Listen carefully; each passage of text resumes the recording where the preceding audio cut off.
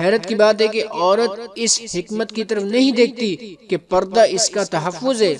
السلام علیکم دوستو، اگر آپ کو ہماری ویڈیو اچھی لگے تو لال بٹن پر ضرور کلک کریں اور بیل بٹن پر کلک کریں تاکہ ہماری ہر روز نئی ویڈیو آپ تک پہنچتی رہے۔ شکریہ۔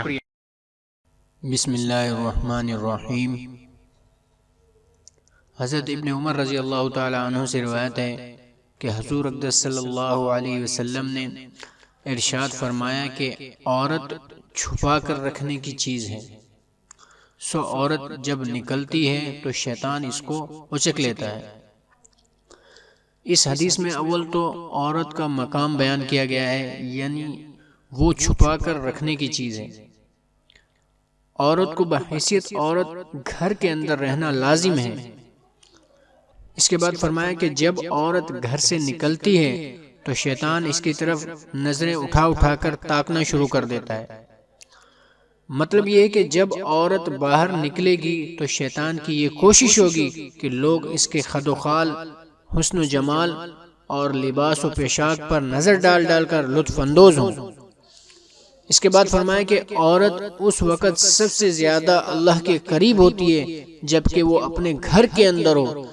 جن عورتوں کو اللہ کی نزدیکی کی طلب اور رغبت ہو وہ گھر ہی کے اندر رہنے کو پسند کرتی ہیں اور حتی الامکان گھر سے باہر نکلنے سے گریز کرتی ہیں۔ دوستو، اللہ تعالیٰ نے مرد و عورت کے لیے فتنے کو روکنے والے قواعد اور ضوابط وضع کیے ہیں تاکہ خاندان قائم دائم اور امن و امان سے رہیں۔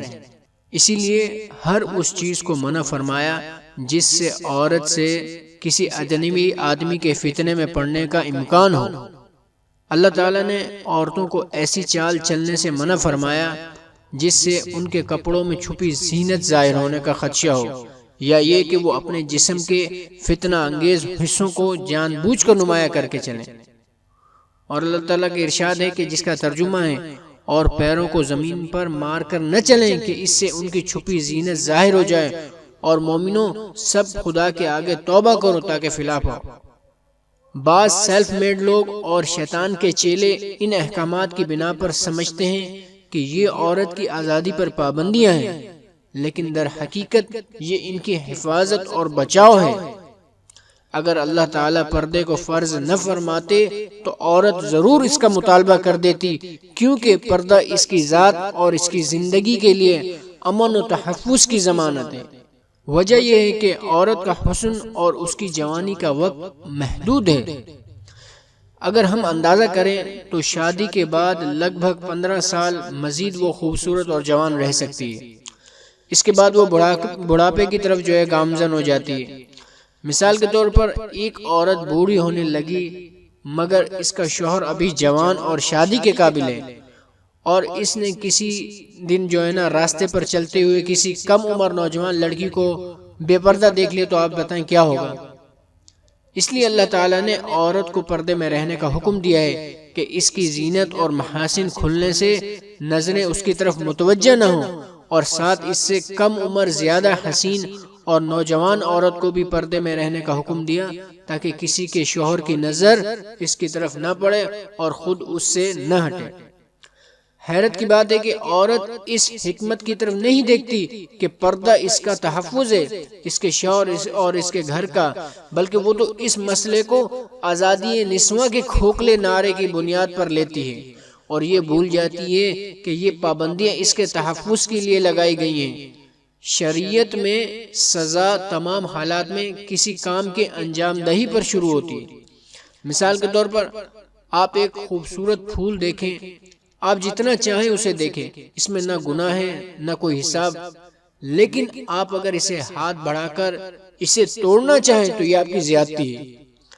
اسی طرح آپ ایک خوبصورت گھوڑا دیکھیں، جس طرح چاہیں اسے دیکھیں، کوئی گناہ نہیں، لیکن آپ اگر اس کے مالک کی اجازت کے بغیر اس پر سوار ہونا چاہیں تو یہ گناہ کی بات ہے۔ اللہ تعالیٰ قرآن پاک میں ارشاد فرماتا ہے، ترجمہ ہے کہ گھوڑے، خچر اور گدھے پیدا کیے گئے تاکہ تم اس پر سوار ہو، اور یہ جانور زینت ہیں۔ تو گھوڑے وغیرہ زینت ہیں، مگر کس کے لیے؟ کیا صرف مالک کے لیے؟ نہیں، بلکہ ہر اس شخص کے لیے جو اسے دیکھے اور خوبصورتی دیکھ کر خوش ہو۔ الغرض کائنات میں جتنا حسن ہے اسے جتنا چاہو دیکھو کیونکہ اس کی ممانعت نہیں، لیکن عورت کو دیکھنا حرام قرار دیا گیا۔ مرد کا عورت کو اور عورت کا مرد کو دیکھنا، غیر عورت کو دیکھنا اور اس کے حسن کو غور سے دیکھنا گناہ ہے۔ اسی طرح عورت کا مرد کو دیکھنا اور اس کی مردانگی پر غور کرنا بھی گناہ ہے۔ اللہ تعالیٰ قرآن پاک میں ارشاد فرماتا ہے، کہہ دیجئے مومنوں سے کہ اپنی نظریں جھکائے رکھیں اور اپنی شرمگاہوں کی حفاظت کریں۔ اسی طرح عورتوں کے لیے ارشاد فرمایا، ترجمہ ہے کہ اور کہہ دیجئے مومن عورتوں سے کہ اپنی نظریں جھکائے رکھیں اور اپنی شرمگاہوں کی حفاظت کریں۔ تو دوستو، یہ بات سب کو معلوم ہونی چاہیے کہ اسلام حیا اور شرم و عفت و عصمت اور غیرت و حمیت والا دین ہے، اور دین اسلام نے انسانیت کو بہت اونچا مقام عطا فرمایا ہے۔ انسان اور حیوان میں جو امتیازی فرق ہے وہ اسلام کے احکام کی وجہ سے واضح ہو جاتا ہے، اور اسلام یہ ہرگز گوارا نہیں کرتا کہ انسان میں حیوانیت آ جائے اور چوپائیوں کی طرح زندگی گزارے۔ مسلمان عورتوں کی عزت گھر کے اندر ٹھہرے رہنے اور بلا ضرورت باہر نہ نکلنے میں ہے۔ اللہ تعالیٰ سے دعا ہے کہ اللہ تعالیٰ ہمیں ان باتوں کی سمجھ عطا فرمائے اور ان پر عمل کی توفیق عطا فرمائے۔ السلام علیکم ورحمۃ اللہ وبرکاتہ۔